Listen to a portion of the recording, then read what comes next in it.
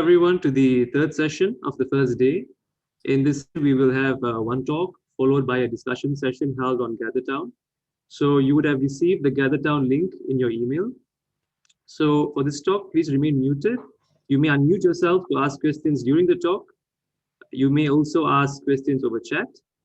So without further ado, we are very happy to have Kim Klinger-Logan from Rutgers University, who will talk about graviton scattering and differential equations in automorphic forms.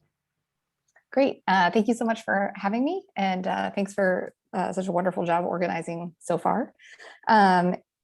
So yeah, I'm going to talk about graviton scattering.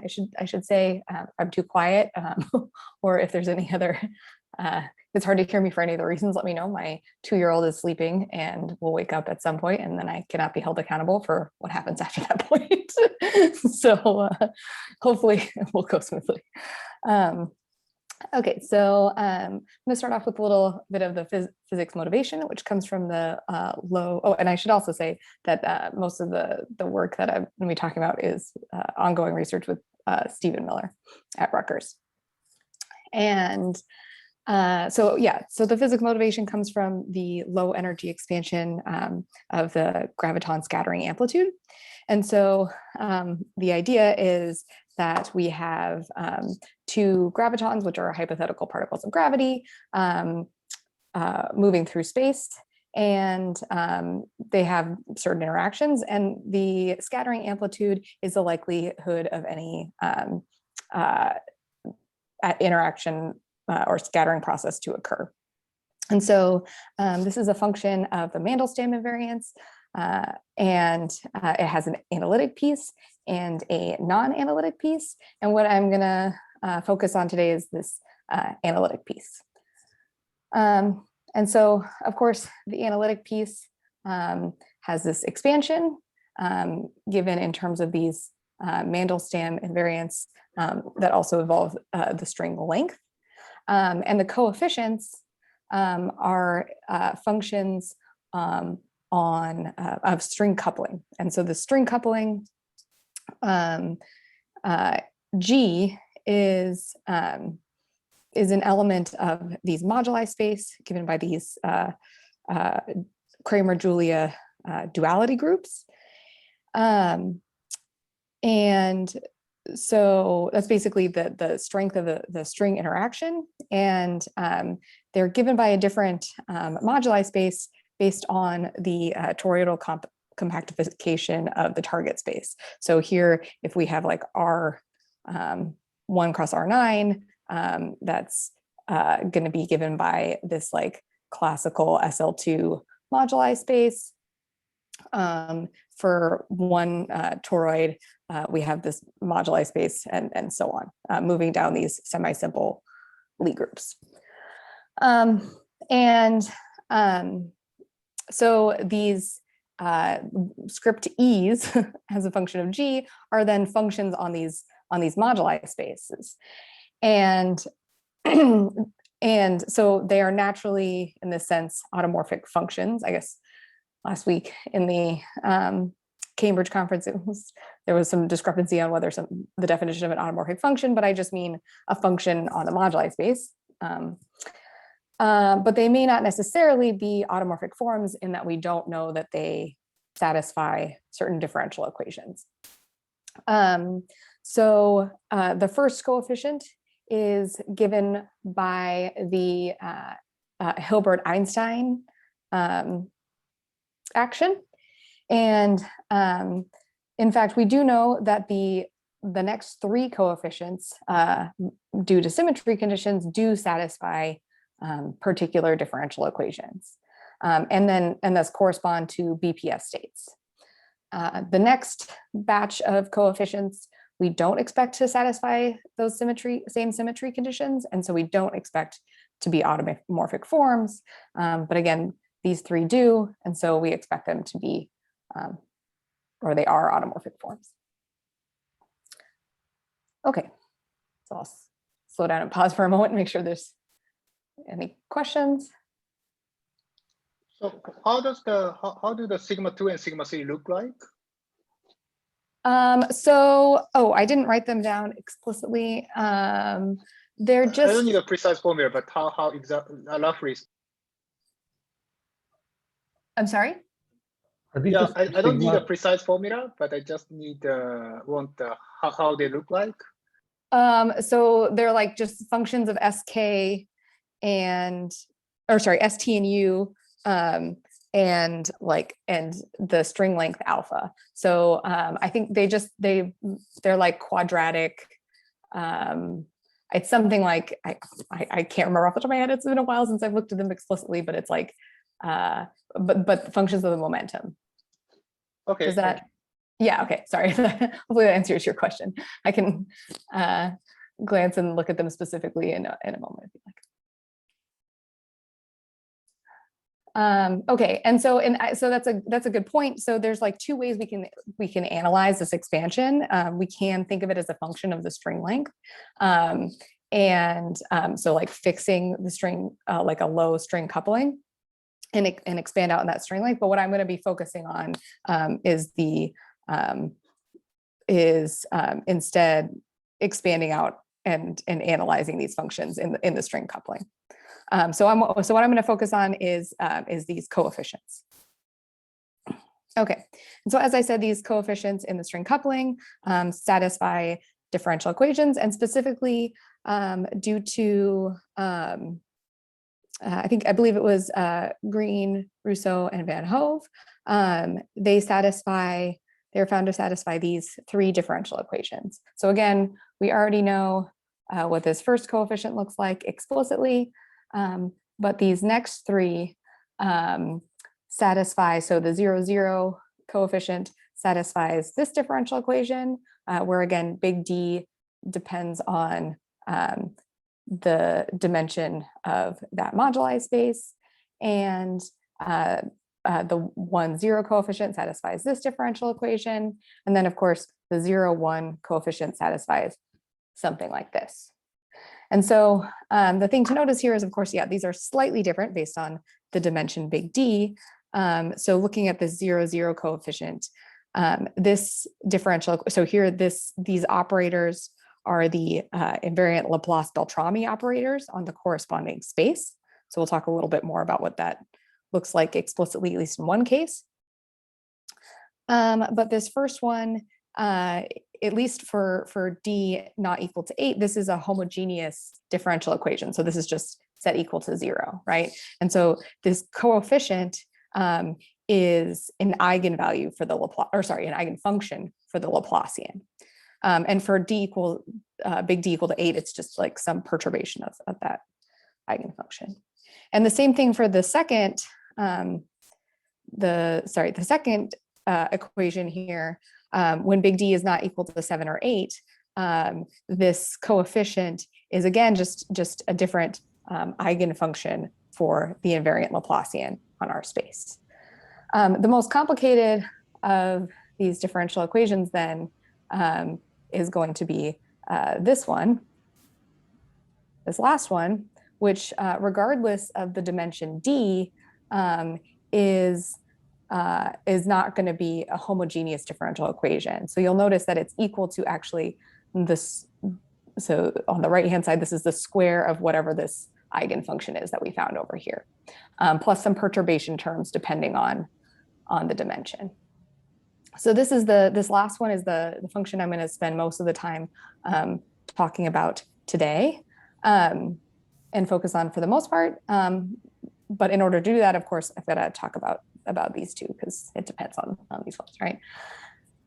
Okay, so again, these vary slightly based on the dimension, and what Green and different co-authors found for different dimensions. It was different co-authors for different dimensions, but in the end, I think this chart was given by a paper by Green, Miller, Rousseau, and Van Hove.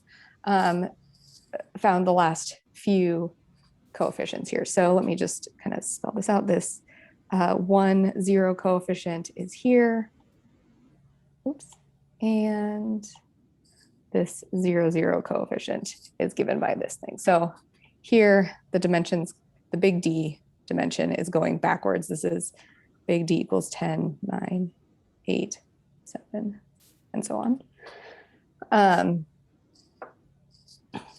So let's see here. So so in the 0, 0 coefficient, when big D equals 10, when we're looking at just that SL2 moduli space, so kind of the traditional SL2 modular curve, we have that the eigenfunction that satisfies this homogeneous differential equation is given by the Langlens-Eisenstein series at parameter 3/2. And in the case of the second differential equation, this 1, 0 coefficient is given by the Eisenstein series at 5/2. And so you'll notice that at big D, we have these two Eisenstein series, which again, I'll talk more about in a little bit more detail in a moment. And then for small d, we also have something akin to those Eisenstein series. Of course, it's a little different because the Eisenstein series are different on these higher dimensions or higher rank groups. But something akin to that. Of course, in the middle here, remember these aren't exactly homogeneous because of these little deltas. And so there are some combinations of terms here. So for instance, I think in these E hat cases, there's a little bit of weirdness at the poles of these Eisenstein series. So there's some limiting definition that's given explicitly in their paper. So I'm not going to go into detail on what's happening in all these cases. But what I want to focus on today, and what I'm going to focus on for majority of this talk, is really what's actually just happening even in this SL2Z case.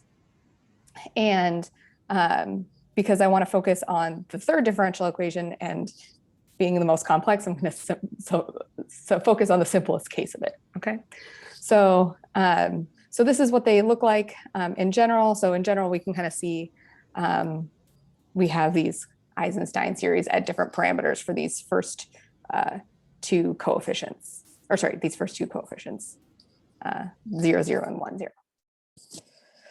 And what I want to focus on then is the third equation, which again, remember, is set equal instead of to 0, but to this parameter squared.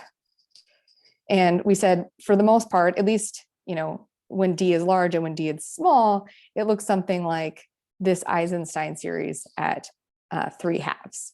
And so here's the Langlens-Eisenstein series. I'm going to actually, like I said, I'm going to talk about this in detail for SL2.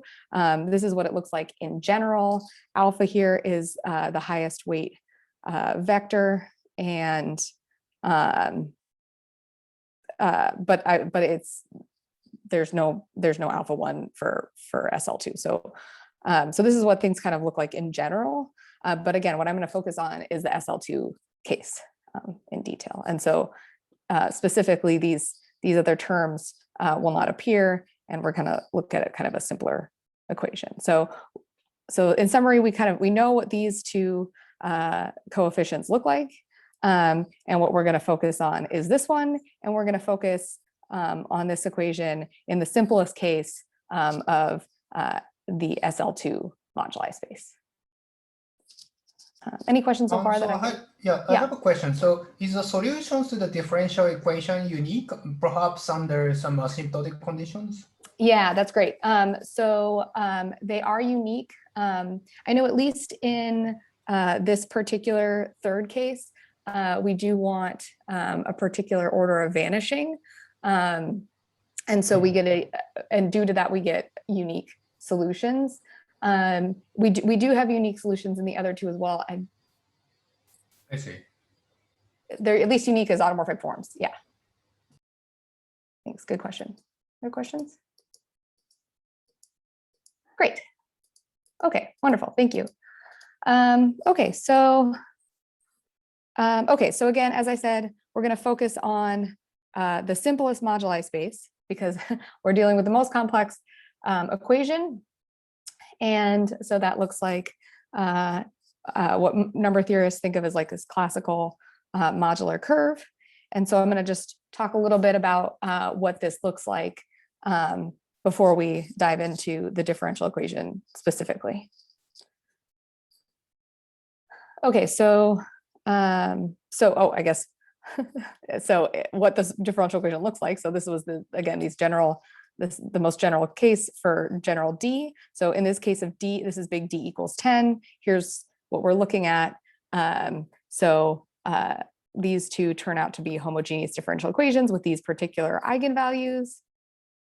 And again, what we're going to focus on is this third differential equation. And so specifically, we know the first two solutions look like this Eisenstein series at 3/2 and the Eisenstein series at 5/2 in this case. And so I'll talk about what this means exactly and what the space looks like now for a moment. Okay, so, we're going to focus on this last differential equation. Okay, so what this space looks like is, so it's given by representatives in this fundamental domain in between -1/2 and 1/2 outside the unit circle and the upper half plane. And topologically, what this looks like is it looks sort of like this infinite teardrop with this cusp. And it does, so it's a non-compact space, but has a finite volume, and it has an invariant Haar measure, left and right invariant, given by this differential. And the Laplace-Beltrami operator then has this form. So it looks like the usual Laplacian on R2, except multiplied by a factor of y squared. And what these Langlens-Eisenstein series look like is, so it's a sum over cosets. Here, this is in the SL2 case, it's the only parabolic intersected where here gamma, I should say gamma is my SL2Z throughout this. And I often use this notation. So this is a model of the upper half plane. So modded out by SL2Z. So here gamma is SL2Z. So it's the imaginary part of these twists of gamma to the -s. So this is like the Langlands parameterization. It's like a Poincare series is what it's called. But you might have more traditionally seen this an Eisenstein series in terms of this sum over a lattice. And so this is a particular, is akin to an Epstein zeta function, and is, again, can be parameterized in terms of a sum over lattice. This is, I should say, this is the non-holomorphic Eisenstein series that we'll be talking about, not the holomorphic version. And has a known Fourier expansion. So the zero modes of this Fourier expansion are given by these two terms, y to the s plus some function of s times y to the s minus 1. And these non-zero modes are given in terms of sigma divisor functions and k-Bessel functions. So even though this right piece seems to be more complicated, this piece is actually rapidly decreasing. And so well understood. The actual difficult part of working with these Eisenstein series, especially in solving this third differential equation where I have this Eisenstein series squared on the right-hand side, is working with this first term. And the reason why it's difficult is this is not an L2 function. So specifically, if I look at the modular curve, and I want to look at this, S. So I guess if I'm thinking about this and trying to make this an L2, oops. Of course, the integral in X is finite, but looking at the integral in Y, if I choose S small enough so that the integral in Y converges for this first term, this second term will be too large and won't converge. And so that's where we get that this piece is not an L2, regardless of the S parameter that I choose. So regardless of what value I choose here, this is not an L2 function. And specifically, that's kind of what's going to make, again, the differential equation that we're looking at is something like this. F.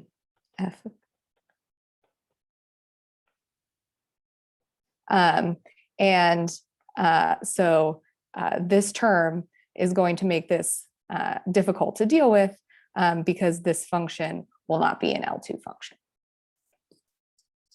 Okay, and so that's just to kind of summarize, this Eisenstein series is not an L2. And again, what we're really looking at is the square on the right-hand side. So of course, this product is not going to be an L2 either. And it's made worse by the fact, so there are now 4 terms in this constant term that we have to deal with. And then this is this product, the rest of these pieces are this rapidly decreasing.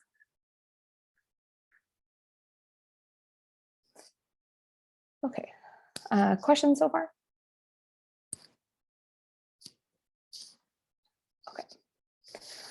Okay, so what I'm going to talk about then, so this is the kind of setup again that we were looking at. So we have this Eisenstein series squared on the right-hand side. We want to find the solution U to this differential equation. And I'm going to talk about 2 different methods for solving this differential equation. The first one involves the spectral theory of automorphic forms. So the spectral expansion in terms of the Laplace-Beltrami operator. And the second one involves Fourier series, traditional Fourier series. Okay, and so in the first method, we're going to use the spectral decomposition with respect to the Laplacian. So every time I write this Laplacian, this is just that in Laplace-Beltrami operator. There we go. And so when I decompose so this is true for L2 functions. When I decompose with respect to L2, or a function in L2 with respect to the Laplacian, my expansion looks something like this. So, so if I take some function in L2, say, I have a discrete spectrum. This is all discrete. So which is given by, I have a sum over Cuss forms. So these are particular finite basis of, an infinite basis of automorphic forms that have 0 Fourier coefficient, and some constants. These are just constants. But I also have this continuous spectrum that's given by integrals against Eisenstein series. So this is kind of a weird thing to see. We don't see this type of expansion very often, but the idea is something like this. So when I take a,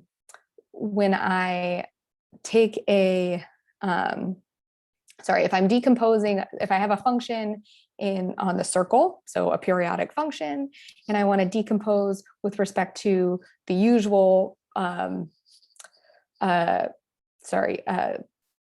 usual Laplacian, like second derivative function, what I get is Fourier series, right? I have a series of things that expand. I have an orthonormal basis. That's this finite sum. It has, so that's what we think of as like a discrete spectrum, an infinite series, right? So that's like so this piece is kind of akin to Fourier series. If I'm, instead of being on the circle, if I'm just a real valued function that's not necessarily periodic, when I decompose with respect to that same operator, I have purely continuous spectrum, and this is given by Fourier inversion. So this piece we can think of as kind of akin to like Fourier inversion when I have a non-periodic function. And so in this case, when I'm looking at this particular operator on this particular space, I actually have both pieces of the spectrum. I have both discrete and continuous spectrum. So that's what's happening on this space. Good, but just as in the case of Fourier series or a Fourier expansion, this series converges to its function in L2. It does so for any function S in L2. And in fact, in any weaker space, or demanding weaker convergence in any even negatively indexed Sobolev space, which is not particularly important for what this is at the moment, but we don't even need this function to be in L2 is really the point. But I can talk about that if need be. Sorry, can I ask? Yes, please. The continuous part of the spectrum, are you integrating over a vertical strip? Yeah, the real part of the yes, sorry, this is the yes, the vertical strip, 1/2. So those are the only L2 normalizable ones, right? If I integrate over the normal, say E3 halves, E5 halves, and so on, those would not be L2. Oh, okay. So wait, maybe this is not quite clear.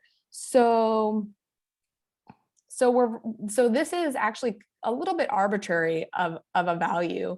In fact, I think when you normally decompose, you get this vertical line to be elsewhere, and we shift the contour, and that's actually where these constant terms come out. So I think you're asking a good question though, which is these integrals may not converge is possibly your worry. Yeah. Yes, so that's exactly right. Okay, so that's a great question. Okay, so actually what's happening here is it's very subtle. So good. I'm glad you asked, but I was like, I don't want to go into detail if it's going to be too much. But what's happening here is, so this is given by a pairing on, so this is given by, well, I'm going to write this, but it's also not true. So this is like D star. So this is that normal Haar measure on this space.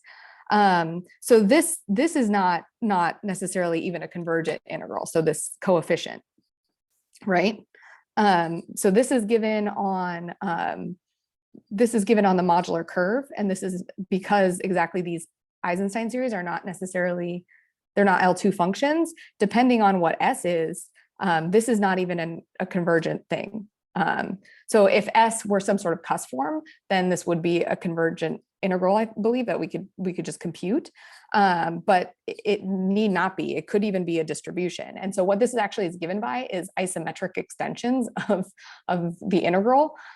So it's kind of given as a limiting thing. It's not a literal integral, but it's isometric extensions of an integral in this most general case. And so I guess to answer your question, no, these integrals need not necessarily converge in a traditional sense. There's a lot of there's some subtle analysis that has to make all of this happen and make exact sense. They're not actually literal integrals. Does that kind of answer your question? Yeah. Yeah, cool. I mean, if you have more questions about this, I'm happy to talk about it later. It's a very subtle thing, but a fabulous question. Thanks for asking. Okay, fabulous. So even in this good point, that even in this case where we know that we have this spectral expansion, things are very subtle. Okay, so when I want to solve this differential equation, right? This was my goal, right? So I want to solve this differential equation where this was some Eisenstein series squared, right?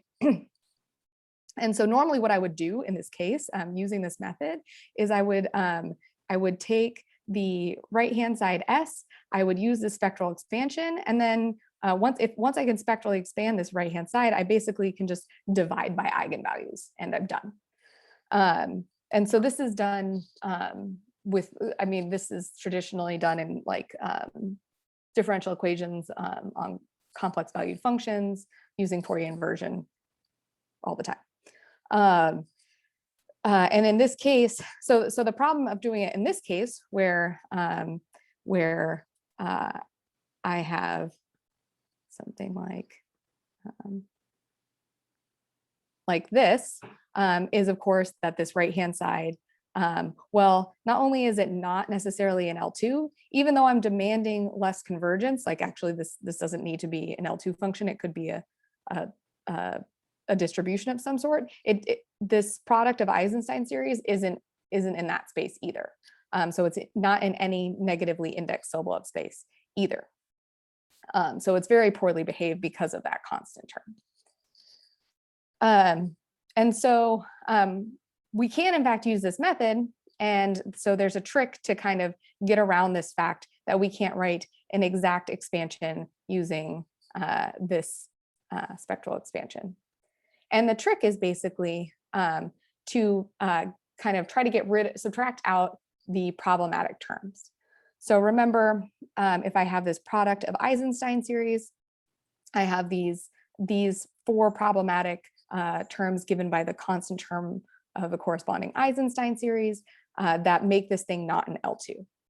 And the idea is, instead of writing a spectral expansion for just the product of Eisenstein series, I'm going to then subtract off a finite linear combination of Eisenstein series and get something in L2 so that I can write a spectral expansion. So to see how this works, we might say something like, let's look at alpha and beta large, or I mean, they could be complex parameters, but maybe real part of alpha and beta large. If alpha and beta are big values, we can see the problematic terms are going to be something like, or this at least will be a problematic term. And then maybe depending on the, if beta is much larger than alpha, maybe this is a problematic term, right?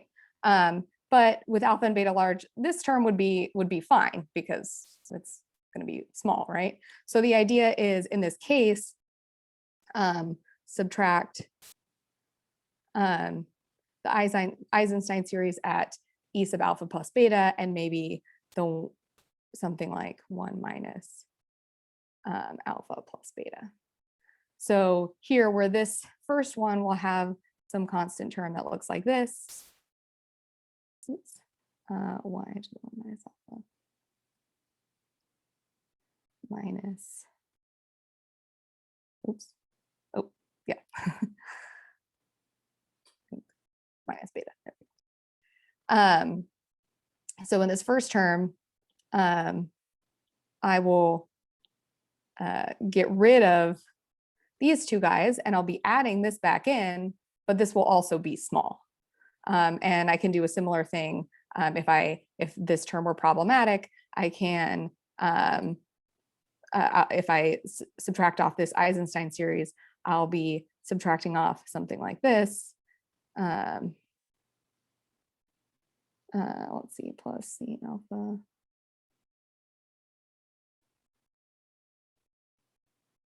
Oops, like 2,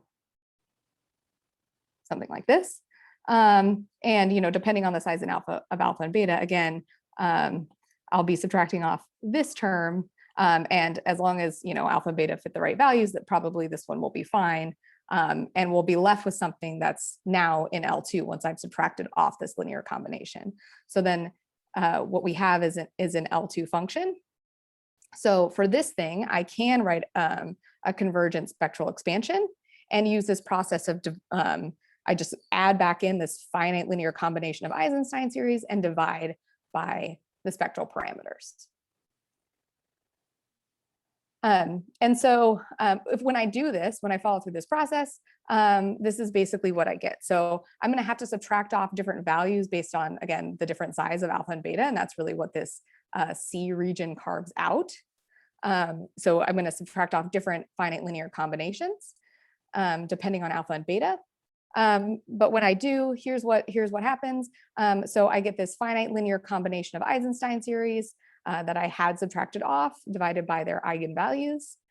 And then, so here, I'll just compare. So remember, we have this sum over Cus forms, possibly some constants, and then integrals of Eisenstein series. So here's my sum over Cus forms, my possible constants, and my integrals against Eisenstein series, of course, divided by their corresponding eigenvalues. And so this, the spectral parameter that comes, or sorry, not the spectral coefficient here that comes out as this pairing of F against the Eisenstein series minus, or yeah, the product of Eisenstein series minus the finite linear combination actually turns out to be a completed L function. So this is a Rankin-Selberg L function. And these constants can be spelled out explicitly. They're just some limiting factors. And then these, in the Eisenstein series case, this spectral coefficients turn out to also be Rankin-Selberg L functions. As alluded to by the question earlier, these are, let's see, they're completed L functions. These are much more, this is like where most of the paper comes in. It's a very subtle computation. It involves Arthur truncation and taking limits, because these aren't literal integrals that converge.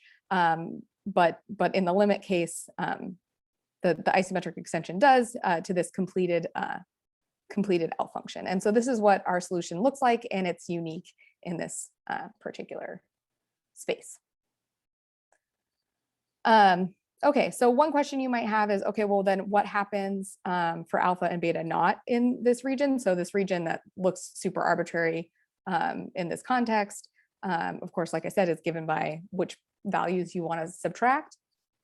But if you kind of look at this picture, this is really real part of beta and real part of alpha.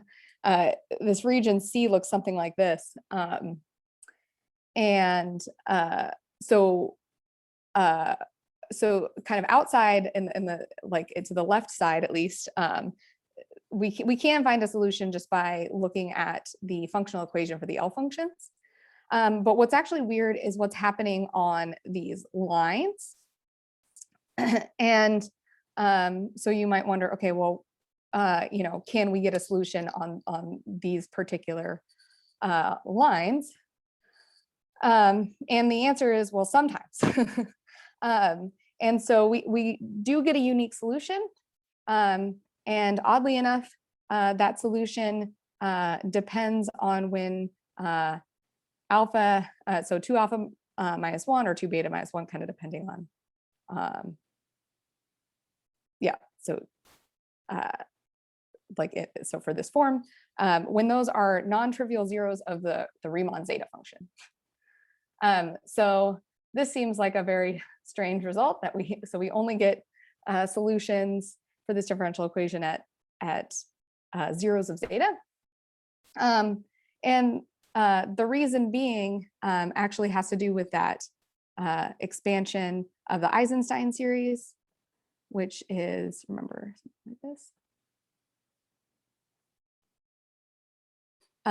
So what I had omitted from this Fourier expansion is what C alpha is here, and it really is zeta to the 2 alpha minus 1 over zeta to the 2 alpha. Actually, it's the completed Riemann zeta function.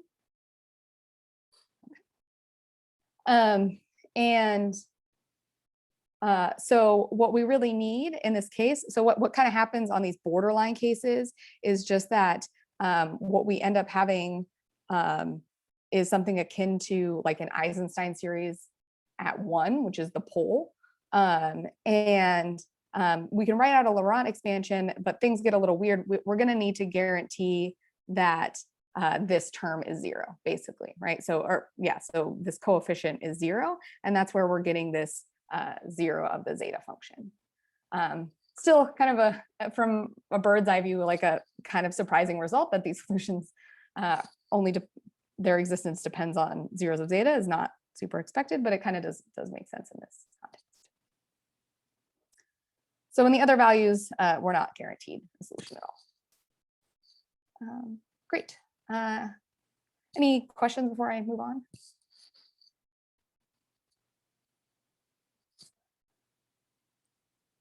Okay, so the pros of this method is that it's very general in the sense that it can be solved. We can use this to solve any differential equation with any eigenvalue and any parameters alpha and beta. It can also be used, it doesn't have to just be squares of Eisenstein series. I think it could be used for, products of 3 or more. It can also be used for some higher rank solutions, at least in SL3, should be very reasonable. SL4 would be difficult due to Spey forms, but that doesn't occur in this picture anyway.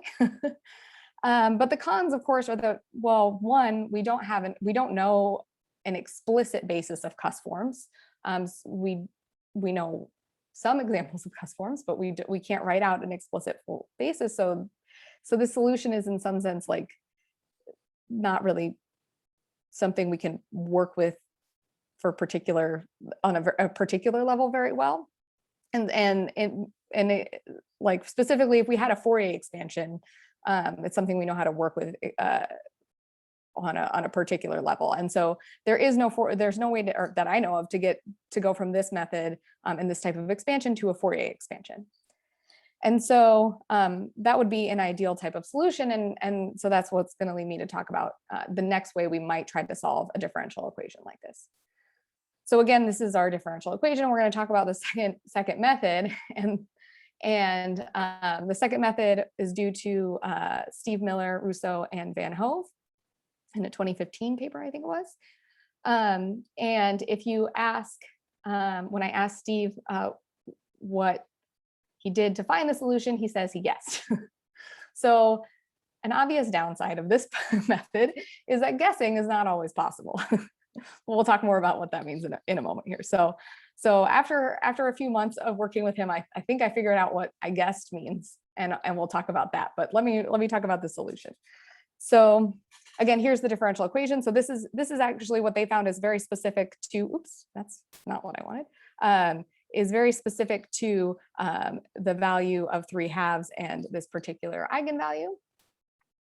So a function satisfying this differential equation, and yes, we do have some order vanishing on f. That's going to guarantee uniqueness, otherwise the solution is not necessarily unique. So we have a Fourier expansion, and the Fourier modes are given by something like this. So there's one function at the 0 mode. There's these alpha sub n, so these 7/2 Bessel functions that are only for the non-zero modes. I think at 0 there are none of these. And then basically combinations of 1 and 0 Bessel functions. And all these little coefficients are just given by polynomials in z and 1/z. So when you say you guess something like this, well, it's kind of complicated, but maybe reasonable. But let me show you explicitly what these m's are. I'm not going to go into too much detail on this because it's kind of crazy, but this was the guess. Okay, so this 0 mode is given by this guy. Okay, not too bad. And let's see, these alphas. We'll maybe ignore those for a moment. These mi's are given by these two functions. Okay, not so bad. And then, oh gosh, okay, so these mij's, well, if, let's see here, if these things don't add to 0, they're given by these q functions, and if they do add to 0, they're given by these r functions. This is a mess. How did you guess this? That was my question. And so, yeah, Steve doesn't give much more away than he guessed, but we'll take it. And so what I want to talk about is what he really means when he says he guesses or guessed, and how we can maybe recreate that in general. So method 2, the pros, it's a very explicit solution, right? We can see exactly what this is. You can put this into Mathematica and compute things with it. It's great.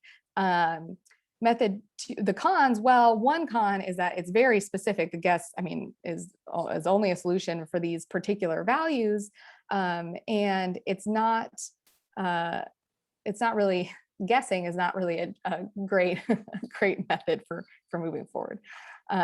So let me break down how we would generalize this based on what guessing really means. Okay. So the basis actually comes from the Poincare series definition of the Eisenstein series. So remember, this is what we have on the right-hand side of our differential equation. So instead of like what I had done, which is write out a spectral expansion for the Laplace Beltrami operator, we're going to look at the Poincare series, like Eisenstein's, or sorry, yeah, definition of the Eisenstein series. So it looks something like this. So this was my little sum over cosets. On the diagonal piece, I get the Eisenstein series at 3, and then this is what I have on the off-diagonal piece. So over here, this is really just a reparameterization, just reparameterizing the coset on the off diagonal. And this tau function is given by this.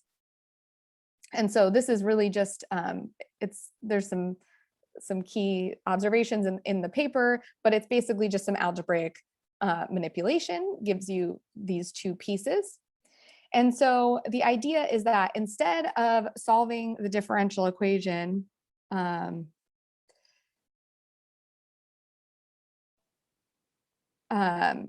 over the whole sum over cosets, really, which is what this right-hand side is.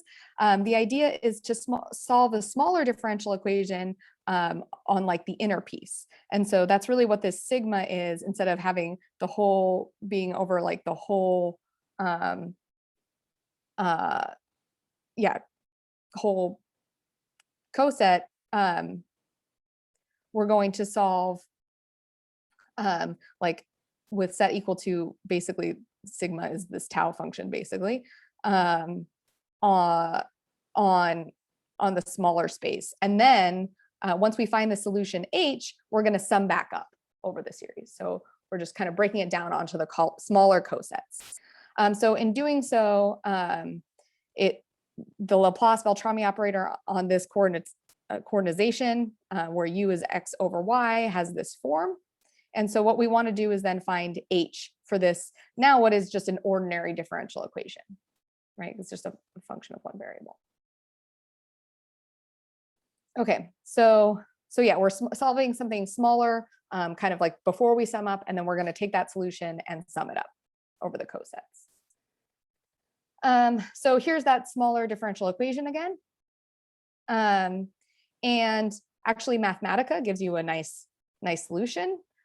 Since we're guaranteeing, since we need this order of vanishing, this gives me a unique solution.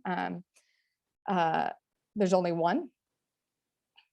And then basically what we do is basically take that H value and wind it back up over that same coset we had before.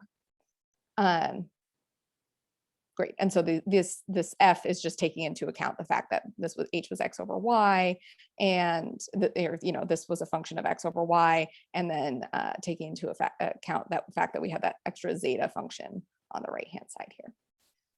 So we can really kind of think of this as H. So taking this solution on the smaller space and summing back up. So here's an explicit solution in terms of kind of some I don't know, I guess it's not a Poincare series, but something like that, right? So this is the solution to the big differential once we sum back. So the idea is, okay, so here's the Poincare series, and from this we want to be able to compute a Fourier expansion. And so this is algebraically a little bit crazy to see, but it's actually pretty simple. We take what was that solution, and instead we have this kind of broken up into these two terms. We combine it into one sum, and so the set we're summing over looks something like this. And sigma really is basically this function, just kind of reparameterized. So when I try to combine these two terms algebraically, we get something like this, where again, sigma is a lot like F. Okay, so then to take this thing and to make a Fourier series, what I want to be able to do is I want to be able to do the same thing I do to get a Fourier expansion for the Eisenstein series. So I want to use Poisson summation. I of course have like this weird double sum thing, so we break it up to make it a little bit easier to deal with. So we first look at where M1 and M2 are 0, and then where M1 is 0 and M2 is 1. That's this term, and then M1 is 1 and M2 is 0, and then they're both 1. So that's what explicitly it looks like this. But what we can kind of see here is when I redefine this way, I really do get something that looks like I can do a Poisson summation on these expansions, just like I would for getting the Fourier expansion of an Eisenstein series. So what results then, I'll try to be quick at the end here, is what we need to do is to take the Fourier transform of H, and that for these two terms. And for that last term, the most complicated of the sums, this like weird four sum thing, we have to take some integral that corresponds to this. And so what happens, so this integral is actually extremely difficult to compute. And so when Steve says, I guess the solution, what he did was he was able to get the solution down to everything except for this one piece of this integral and the Fourier expansion, and couldn't compute this integral, and basically was able to piece things together and compute and test values backwards using Mathematica and guess the remaining pieces that had to pop out, but was not able to compute this last integral to get the full Fourier expansion. And so recently, actually over the winter, we were able to finally compute what this integral is. And the trick is basically that you need to see that, so remember this was our H function. The difficult part of computing this integral was this arctan that shows up. And the trick was that noticing that if you integrate by parts, not twice, not 4 times, but 7 times, the arctan magically disappears. And so after that 7th round of integration by parts, you're left with something relatively elementary, difficult to keep track of, but something that looks like this, and that we can compute explicitly. So I'm realizing I'm short on time here, so I'm kind of going fast. But what I want to say is there is something really nice about these coefficients that makes this integral computable. Specifically, if I were to interchange if I were to change the coefficients in here, just at random, this integral wouldn't converge. And so there is something really nice that's happening with this particular solution H that we find that makes it so that we can compute this integral. So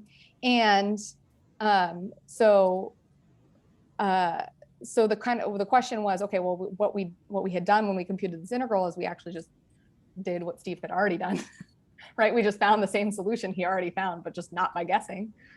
But in this case, we are able to see that we are able to generalize the solution to different Eisenstein series and different eigenvalues. I'll just skip ahead a little bit by just seeing, I guess I'll just say, by just seeing like, let's say, oh, sorry. I'm trying to go out of order so I can just summarize, and by just seeing, when we have a nice solution to this differential equation. So that's the basic idea is we can now that we can integrate this, it seems like when we have a nice enough solution to this differential equation, we are able to generalize these results. And specifically, what we are writing up is a solution when let's see, when this eigenvalue is some odd value over 2, and B is some corresponding eigenvalue, we should be guaranteed to have a nice solution.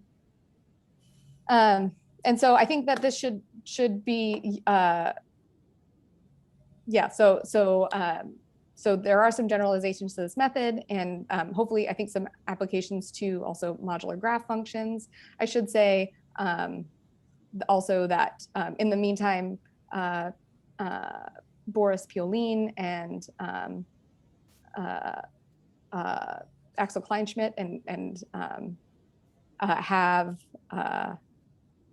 have gotten a solution to this differential, or sorry, it's not really a solution to this differential equation, but have found this coefficient through other methods as well in an earlier paper. So so there are other methods that I've kind of skipped over.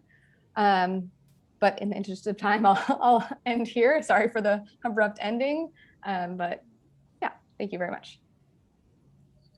So let us thank Kim for the very nice talk. So we have plenty of time for questions. So if anyone has any questions or comments, please feel free to unmute yourself and ask the speaker.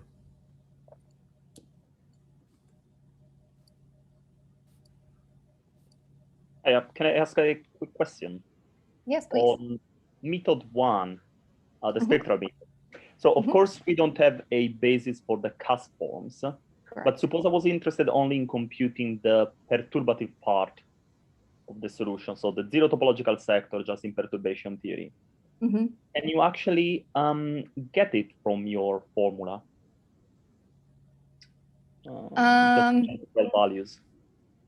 So Yeah. sorry. So do you mean, so say you're able to, so you want to compute just like what the contribution is from this term?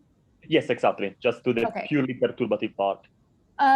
Yeah, I think that's a good question. I think it would kind of depend on, let me think. Because in all these cases, the perturbative expansion actually does truncate after a finite amount of terms. Okay, So yeah. presumably you will, well, I'm not really sure. It could also be that you have an infinite number of contribution, but they resum to a finite number of perturbative terms.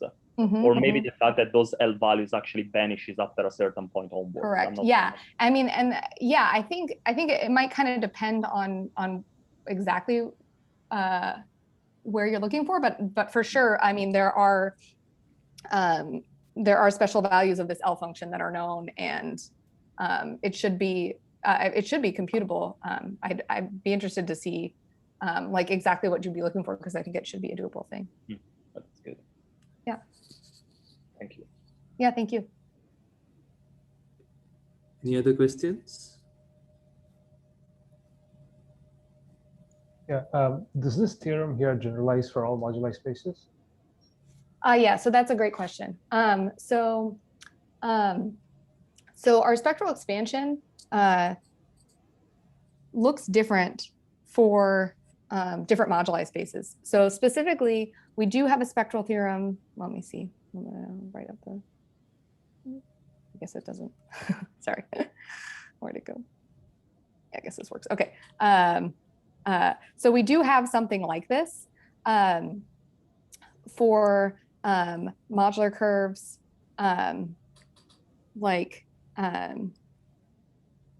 sorry, where G is equal to SL3 and G is equal to SL4.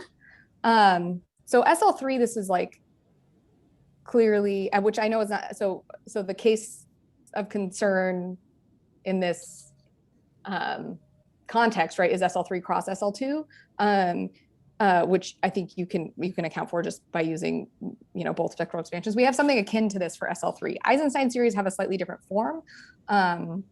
So there are, because they depend on two parameters. So I think the spectral theorem in the case of SL3 has a sum over cusp forms. And then there are like different, since there are different Eisenstein series. So depending on the parabolic, so you can see the Eisenstein series here is defined based on the parabolic. In SL3, and of course in higher rank, there are more Eisenstein series because you can choose different parabolics. And those different Eisenstein series show up in the spectral expansion as well. So you have just different integrals against different Eisenstein series. So in SL3, it's like a very similarly understood spectral expansion that just has a couple, like some extra terms and obvious, but like analogous. SL4 is a little weird in that this constant term that pops out so it comes from like the residue of Eisenstein series. It comes from like shifting this contour and like doing a Mellon inversion thing. And so in SL4, there's some stuff that comes out of here that we don't really understand. They're called Spey forms. And then beyond that, we actually don't quite know. We don't quite have a full spectral expansion. So in theory, yes, or at least I don't know exactly what things would look like in there. So you still get the condition that alpha and beta are non-trivial zeros of Riemann zeta. When you take SL3, for example. Okay, well, so here, so this solution exists outside of those things, but the uniqueness depending on alpha and beta, beta being zeros of the Riemann zeta function, so that the existence on those weird values That actually, I think, will happen in the SL3 case because in the Fourier expansion for Eisenstein, so that depends more on the Fourier expansion for Eisenstein series, and the zero modes, instead of depending on the Riemann zeta function, their coefficients are ratios of other L functions. So it won't be of the but you should get a similar result where it would depend on non-trivial zeros of other L functions, most likely. Yeah, that's a good question.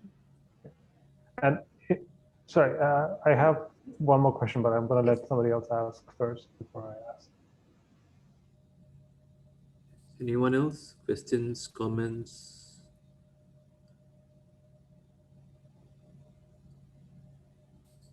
Okay. So perhaps I didn't quite fully understand the part where he said that there's something to do with BPS. Yeah, I mean, probably I don't quite understand. So the physics part, clearly not my area of expertise. But let's see, where is it? Oh yeah, so these three terms that we are that I like, so like I'm most of the time we're talking about solving a differential equation, which corresponds to this. So these correspond to, but these first three terms correspond to BPS states. So I think this is like the 1/8 BPS. And then I think this is like 1/4 and 1/2. Okay. And all I know is that's due to symmetry conditions. So I cannot say a whole lot more than that, unfortunately. Maybe a physicist can, probably many physicists can, but maybe a physicist is willing to approach an answer to that question that I cannot, and I apologize. So the rest are probably non-BPS. So probably non-BPS, yeah. 1/16, 1/30, well, no, yeah, yeah, okay, I see. Mm-hmm. And the 0, 1, and the 0, 0 did you by chance define what ED00 is, where the PQ are? So for example, in the analytic, in the first part, in the first equation on the slide, so you have curly E PQ. Yes. So is there a definition for that? What is, how does, for example, 0 minus 1 gives me 3, I see. Is there just an expression for curly D? Curly E, you mean? Curly E, sorry. Yeah, no, it's okay. No, it's fine. I just want to make sure I understood. So like, I think like that's kind of like what we're trying to find, right? I mean, unless I'm misunderstanding your question. So basically like, so it's going to depend on, right? So like, that's what, like to understand the expansion, we want to know what these coefficients look like, right? And so the first, correspond, we found, Green and co-authors found that these two are homogeneous solutions to differential equations, and then they must be, Eisenstein series or something like that. And so then, so basically, that's what we're trying to find. And then the harder part is past the 0, 1 term. We don't necessarily have a symmetry condition, so we don't necessarily know that they solve any equations or anything like that. I meant the 0 minus 1 term. Oh, I'm sorry. So this is known, my apologies. This is, so again, going into my physics area that I have less expertise in, but all I know is that this is given by the Einstein-Hilbert action. And so, so it's probably in Michael and Pierre's papers. Yeah, it's probably outlined much more. I apologize. Or someone else is happy to please take the reins. I'm also happy to know more. Just my one and only physics class was taken in 2003 at a community college. So this is all me learning as I'm going. You're exposing my sorry. ignorance. No, it's okay. No, I'm happy. Any other comments or questions? Can I ask other thing, please? Please. It's related to the last thing you were talking about, this Poincare series for a generalized where like the source is product of twice and stuff. Yes, exactly. In the genetic case, the one in which you put eigenvalue B and source term EA squared. Oh, the source was only diagonal. Oh, I see. So first of all, do you have a similar solution also when the source is not diagonal, say EA times EC with both of them half integers? Yeah, so I haven't been able to come up with that yet. We're still kind of like working around on this. So I haven't given a lot of thought to it because this is all very new.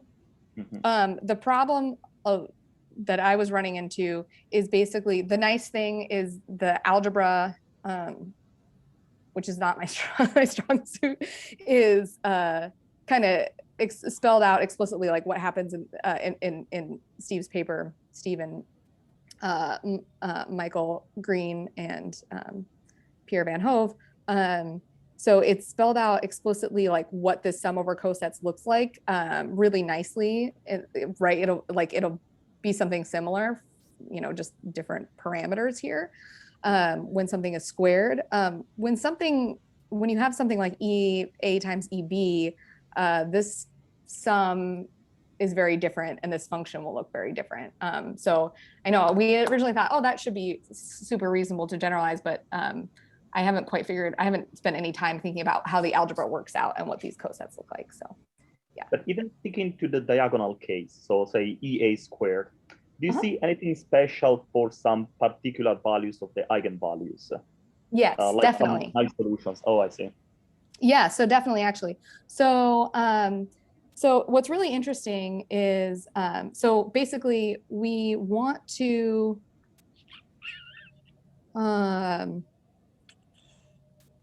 okay, so like in the 3/2 case, H looks something like this, right?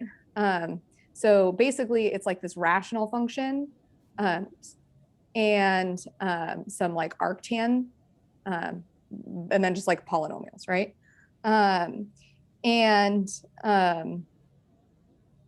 So basically what happens is, so normally we want to solve this for something like if, so I'm not quite, so I guess there's a couple of things I'm not quite sure of. So the one case that we have sorted out for sure is if my Eisenstein series, this is like the parameter of my Eisenstein series squared. And so this is the corresponding eigenvalue. So I kind of did some work guessing with what we do know, the 3/2 and 12 case. So notice that like my solution turns out really similarly, like even though this is a mess, the H solution turns out it's a function of arctan and basically just rational stuff with crazy coefficients. But it's actually a very similar form.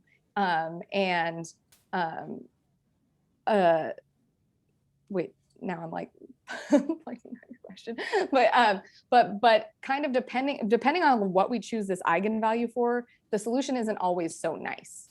So for instance, there's sometimes like if I try to solve this in general, it's giving me something like, I mean, I did this in, well, like this part is given to me like in nicely in Mathematica can give you this.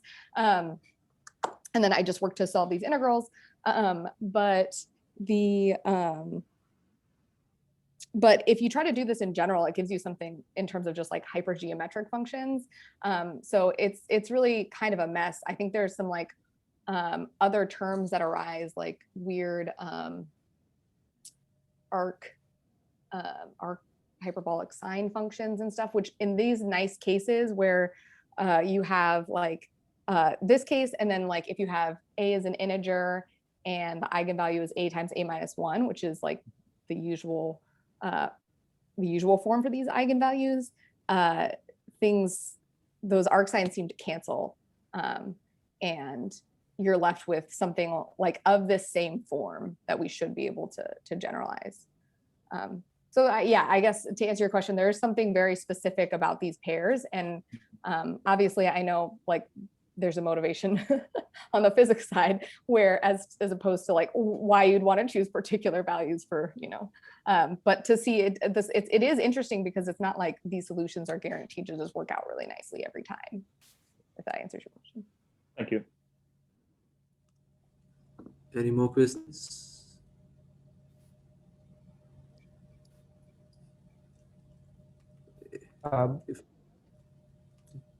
Go ahead, please. Probably, can you show me the slide, the moduli space again, please? Oh, wait. The Julia Kramer classification. Yeah. Oh, get the bigger one. There we go. Yes? Oh, wait. Oh, sorry. Making everyone motion sick. Is this it? Is this what you wanted? Yeah.